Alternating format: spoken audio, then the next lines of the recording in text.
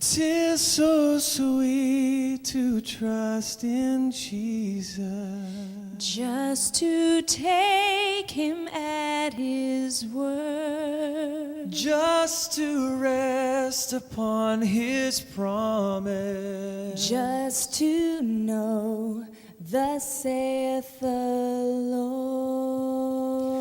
Jesus, Jesus, how I trust him. Haleluya, haleluya, haleluya. Terpujilah Tuhan Abraham, Ishak, dan Yakub dalam Yesus Kristus. Shalom Bapak, Ibu, Saudaraku, anak-anak, dan kita semua yang dikasihi Tuhan Yesus Kristus. Selamat datang kembali dalam renungan hari ini. Kiranya berkat dari Tuhan melimpah bagi kita dalam damai dan sejahtera Kristus. Seperti perintah Tuhan kepada Yosua pada Yosua 1 ayat 8.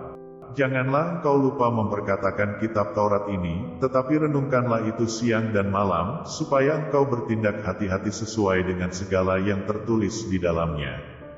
Sebab dengan demikian perjalananmu akan berhasil dan engkau akan beruntung. Sebelum kita membaca, dan merenungkan ayat-ayat firman Tuhan, mari kita berdoa memohon pertolongan Roh Kudus.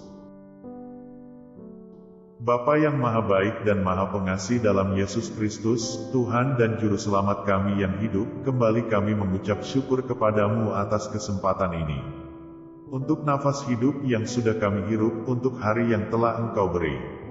Roh Kudus kiranya membuka mata hati dan pikiran kami agar kami mengerti apa maksud-Mu dalam hidup kami. Kami penuh dengan kelemahan, Tuhan. Tolong dan urapi kami agar firman-Mu boleh tumbuh dalam hidup kami dan berbuah.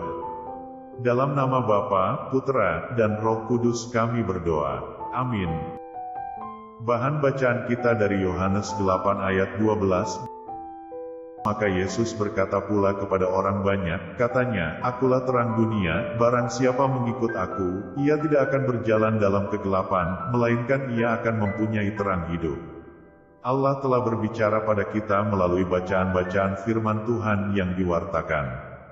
Baik yang kita baca sendiri, dengar melalui radio, internet, YouTube, atau audio visual media sosial. Bacaan tersebut terutama menghadirkan misteri terang. Kenapa misteri? Karena kadang-kala kita tidak mampu memahami atau mengerti pada saat itu juga. Memberi kesaksian pada zaman modern ini bukan hal yang mudah. Banyak sekali tantangan yang dihadapi sebagai pengikut Kristus. Kita adalah saksi-saksi Yesus, sang terang dunia sejati. Menjadi saksi terang berarti senantiasa mewartakan kebenaran-kebenaran, maka untuk itu mau tidak mau pasti akan menghadapi aneka tantangan, hambatan dan masalah dari mereka yang kurang atau bahkan tidak beriman kepada Kristus. Kita diharapkan menyikapi segala sesuatu tidak menurut ukuran manusia, melainkan menurut ukuran Tuhan. Tidak hanya berhenti pada ukuran manusia, melainkan sampai ke yang ilahi. Terang Kristus yang ada dalam diri kita adalah terang yang berasal dari Allah. Dan segala sesuatu yang baik dalam diri kita, sudah pasti berasal dari Tuhan. Itulah terang yang kita pancarkan. Namun bisakah terang itu padam dalam diri kita? Tentu saja bisa. Itulah yang digambarkan oleh gadis-gadis bodoh dan gadis-gadis bijaksana. Dalam Lukas 11 ayat 36 dikatakan, jika seluruh tubuhmu terang dan tidak ada bagian yang gelap, maka seluruhnya akan terang, sama seperti apabila pelita menerangi engkau dengan cahayanya. Allah, yang adalah terang, melalui Kristus sang terang dunia yang sejati, mencapai dan menerangi hidup kita, yang diawali dengan sakramen baptis, yang dahulu disebut pencerahan. Dan terang ilahi ini terus-menerus diberikan kepada kita, khususnya melalui sakramen-sakramen lainnya, yang melaluinya, kita dapat memulihkan terang itu, ketika kita kehilangannya karena dosa. Kita juga dapat menambahkan, atau membuat pancarannya, semakin bersinar, dan kita dapat memberikan, atau membagikan terang Kristus kepada orang lain. Semua hidup Kristiani dapat direnungkan sebagai jalan pemberian yang progresif dari Allah dan penerimaan terang ilahi ini dari manusia hingga kita masuk ke dalam kepenuhan terang keabadian.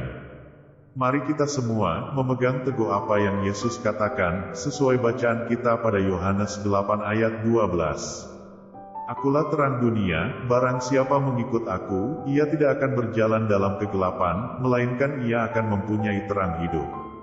Jadilah terang dunia, dan bagikanlah terang itu kepada setiap orang sehingga mampu melihat dalam kegelapan dunia. Tuhan Yesus memberkati. Mari kita berdoa. Bapa kami yang di surga, Bapa dalam nama Tuhan Yesus Kristus, kami bersyukur atas pertolongan-Mu, penyertaan-Mu, juga atas berkat-Mu. Kami berbahagia dan bersyukur atas kebaikan Tuhan pada hari ini. Tak berkesudahan kasih setia Tuhan, tak habis-habisnya rahmat-Mu, selalu baru tiap pagi, besar kesetiaan-Mu Tuhan dalam hidup kami. Terima kasih buat firman-Mu pada hari ini ya Tuhan. Kami mau selalu belajar dan terus belajar tentang firman-Mu. Firman-Mu yang menguatkan dan meneguhkan iman kami. Firman-Mu yang mengubahkan hidup kami. Kami mau melakukan firman-Mu ya Tuhan di sepanjang hidup kami, agar kami tetap kuat berjalan bersama dengan Engkau. Terima kasih ya Tuhan, buat kesempatan hidup yang masih Engkau berikan, kami mau pakai untuk hormat dan kemuliaan nama-Mu. Kiranya Engkau terus memberkati kehidupan kami, keluarga kami, sanak saudara kami, daerah tempat tinggal kami, bangsa dan negara kami, pemerintah-pemerintah kami, biarlah semuanya dalam perlindungan-Mu ya Tuhan, dan jadilah sesuai kehendak-Mu yang terbaik dalam kehidupan kami. Dan pada pagi hari ini ya Tuhan, kami berterima kasih buat perlindungan-Mu di sepanjang malam yang telah kami lewati. Pagi hari ini kami akan beraktivitas sebagaimana mestinya. Kami yakin dan percaya, perlindungan-Mu tetap ada dalam kehidupan kami, di sepanjang hari yang akan kami lewati ini.